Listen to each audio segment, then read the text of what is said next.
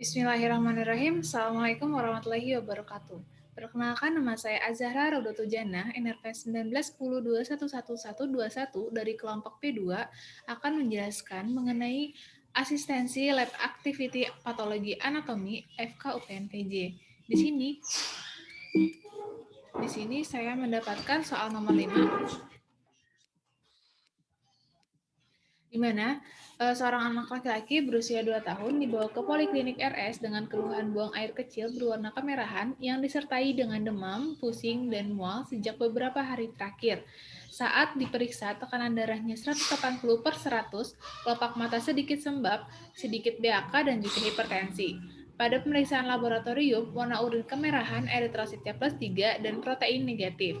Anak tersebut memiliki riwayat ISPA berulang. Pada pemeriksaan darah didapatkan anemia dan proteinuria, serta kadar komplement C3 yang menurun. Dari hasil biopsi ginjal didapatkan gambaran mikroskopik PA, tampak glomerulus hiperseluler, edem, disertai proliferasi sel radang PMN dan limfosit, serta didapatkan gambaran degenerasi hidropik pada beberapa tubulus dan tidak dijumpai tanda-tanda keganasan.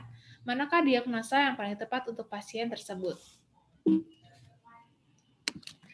Nah, sebelum itu kita akan menganalisis dari kasusnya. Yang pertama, pasien ini keluhan utama adalah buang air kecil berwarna kemerahan. Hal ini bisa disebabkan karena adanya eritrosit atau sel darah merah yang ikut keluar bersama urin. Kemudian, pasien ini disertai dengan demam, pusing, dan juga mual sejak beberapa hari terakhir. Lalu dari RPD-nya adanya riwayat ISPA berulang, menandakan bahwa pasien sebelumnya pernah terinfeksi bakteri yang mungkin akan menyebabkan pasien demam, pusing, dan juga mual. Selanjutnya dari pemeriksaan fisik, tekanan darah 180/100, kelopak mata sedikit sembab, sedikit BAK, dan juga hipertensi.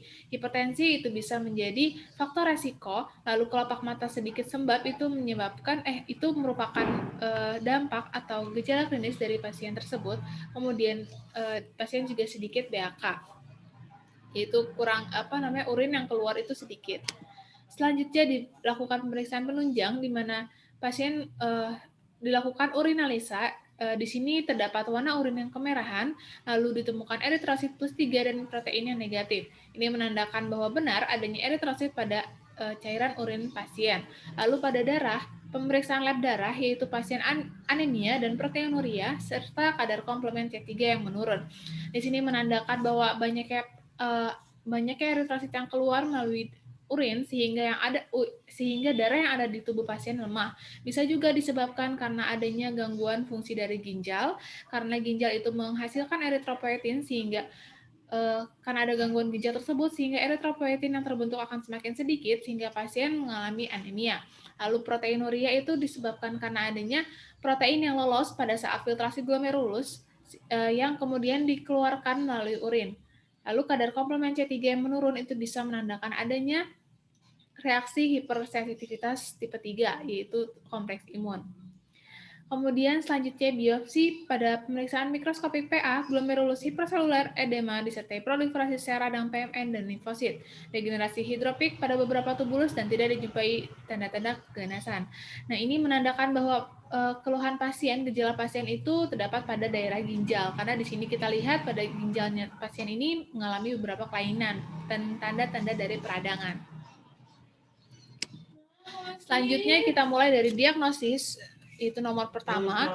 Pada pasien ini genap, yaitu adalah glomerulonefritis akut pasca streptococcus. Mengapa saya mengambil demikian?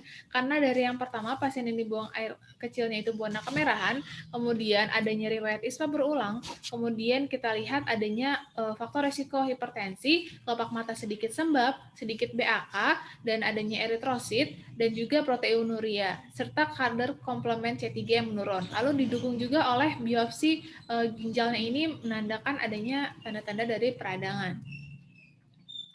Seperti itu. Kemudian setelah itu adalah kita patogenesis dan juga patofisiologinya. Yang pertama, untuk penyakit Graves ini diawali oleh adanya riwayat infeksi dari grup A beta hemolytic streptococcus. Yang mana Streptococcus grup A ini dia menyerang infeksi saluran pernafasan atas, bisa tonsilitis atau faringitis. Kemudian bisa juga penyakit kulit yaitu pyodermi. Lalu grup A beta hemolytic streptococcus ini yang bersifat nefritogenik, dia akan bersifat laten di dalam tubuh pasien, yang kemudian proses laten ini akan menjadi proses imunologik selanjutnya, seperti itu. Kemudian dari proses imunologik, di sini dia terbentuk kompleks imun, di mana antigen bakteri akan berikatan dengan antigen antibodi tubuh terhadap bakteri tersebut, lalu setelah dia larut dalam darah, kemudian ke glomerulus, lalu di situ akan memicu aktivasi dari komplement, sehingga nanti komplement juga dia bisa berikatan dengan kompleks imun yang tadi, seperti itu. Nah, di sini antigen bakteri yang ada ialah ada dua. Yang pertama ada NAPLR, yaitu Nephritis Associated Plasmin Receptor, dan juga SPEB, yaitu Streptococcus pyogenes exotoxin beta, seperti itu. Nah, kemudian soluble AG-AB kompleks ini adalah caranya yang sudah tadi saya jelaskan, di mana antigen bakteri tadi, NAPLR dan juga atau SPEB, nah dia akan berikatan dengan antibodi tubuh terhadap bakteri. Jadi antibodi anti NAPLR atau antibodi anti SPEB, seperti itu. Kemudian setelah itu kompleks imun tersebut akan larut ke dalam darah dan akan menuju ke glomerulus. Di glomerulus dia akan melakukan in situ formation, di mana dia akan berikatan lagi, di situ akan memperbanyak diri lagi, dan akan berikatan lagi dengan komplement yang diaktifkan karena adanya kompleks imun. Kemudian setelah itu pada glomerulus ini menyebabkan adanya peradangan pada glomerulus, sehingga di situ dia akan memanggil limfosit dan juga makrofag, lalu di mana makrofag akan menghasilkan enzim lisozim yang bersifat sitotoksik, sehingga nanti akan merusak membran basalis dari glomerulus. Kemudian setelah itu kompleks imun itu bisa masuk ke lapisan subepitelial, lalu di situ dia akan berakumulasi HUMS itu. HUMS itu adalah kompleks imun, deposit kompleks imun yang ada di lapisan subepitelial.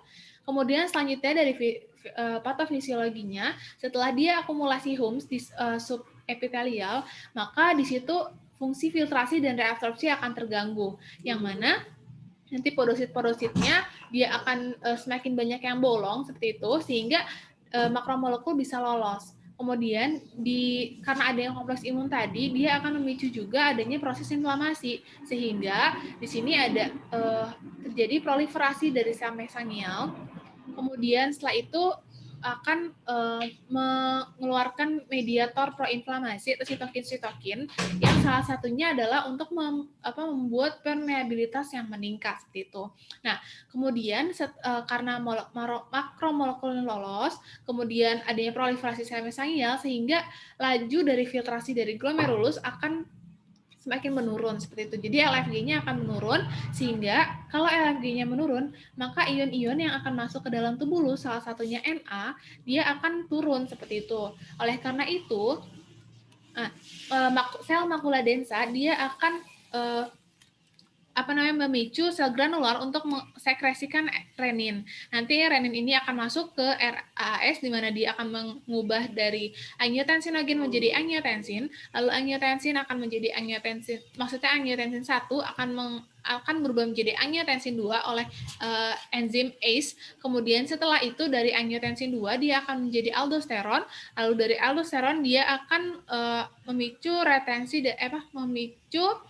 reabsorpsi dari Na, sehingga adanya retensi pada Na, seperti itu. Lalu retensi Na ini dia akan mengikuti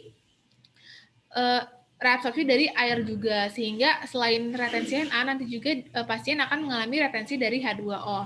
Kemudian setelah itu retensi Na plus juga tadi ada permeabilitas yang meningkat, itu akan menyebabkan adanya udem, di mana tekanan hidrostatik akan meningkat, sehingga pas lagi ada di kapiler-kapiler atau pembuluh darah yang paling kecil, di situ cairan-cairan atau air-airnya ini akan keluar dari pembuluh darah ke ekstraseluler, seperti itu. Sehingga nanti cairan ekstraseluler akan meningkat. Nah, kemudian ekstraseluler yang akan meningkat ini terjadi di periorbital dan juga kaki, seperti itu. Makanya pasien juga terdapat mata yang sembab, kelopak mata yang sembab, seperti itu. Kemudian setelah itu kita akan bahas mengenai kelainannya, yaitu GENAPS. GENAPS itu singkatan dari glomerulonefritis akut pasca Streptococcus, di mana dia itu terjadi peradangan pada glomerulus yang bersifatnya akut, lalu dia diawali adanya infeksi dari bakteri Streptococcus. Nah, kemudian untuk etiologinya sendiri ialah infeksi dari grup A beta hemolytic streptococci. Kemudian untuk faktor resikonya, yang pertama ada usia muda, kira-kira 2 sampai 14 tahun. Kemudian didukung oleh sanitasi, yang mana jika sanitasinya buruk atau jelek, itu bisa memicu adanya infeksi pada bakteri. Salah satunya adalah streptococci. Kemudian setelah itu adanya infeksi GABS, meskipun hanya 15% yang infeksi GABS mengalami GENAPS, nah tetapi tetap aja bisa seperti itu. Lalu itu juga didukung oleh pengobatan. Jika pasien tidak menghabiskan antibiotiknya dan ternyata pasien ini terinfeksinya itu grup A beta hemolytic streptococcus, nah itu bisa menyebabkan GENAPS. Kemudian dari manifestasi klinisnya yaitu UDEM, lalu ada hematuria, hipertensi, oliguria, dan juga ada juga proteinuria. Lalu untuk yang sistemik bisa pucat dan juga malaise. Kemudian komplikasinya ialah encephalopathy hipertensi, kemudian ada acute kidney injury, kemudian ada UDEM paru. Kemudian untuk prognosisnya itu sebenarnya baik, yaitu self-limiting disease dia. Cuman jika sudah mengalami komplikasi, ini prognosisnya akan menjadi buruk.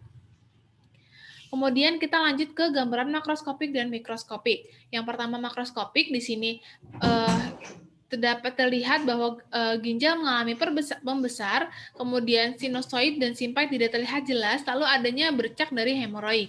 Kemudian selanjutnya dari mikroskopik untuk dilakukan biopsi pada renal. Nah, di sini tampak hiperselular dari sel mesangial, kemudian dan endotelial juga, lalu ada juga infiltrat dari EPMN. Kemudian ada juga terlihat adanya deposit granular subendotelial yaitu IgG, IgM, dan C3, dan juga deposit granular dari subepitelial yaitu HUMS. Di sini seperti itu.